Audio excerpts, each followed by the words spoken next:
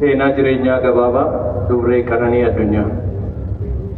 Dubree Qananii Addunyaa Waaqoo abbaa ishee obbo Waaqoo Addunyaa Waaqoo fi haadha ishee Aadde Asteer Mokonnin irraa bitootessa torba bara 1991 godina Harargee lixaa aanaa Daroo Labuu magaalaa Miicattaatti dhalatte. Umurii ishee ijoollummaarraa kaastee barnoota isheetti jabduu fi hawaasa keessatti dhalatte biratti ammoo hedduu jaallatamtuu turte.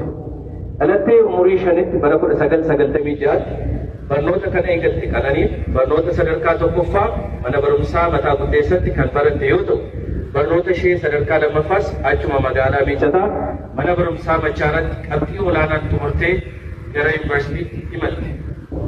Karaa barnoota olaanaatiinis yuunivarsiitii Arbaa Minci kan ishee ga'e yoo ta'u, yuunivarsiitichatti barnoota injiinaringiitiin muummee Hydraulic and Water Engineeringiitiin bara 2011 eebbifamtee turte.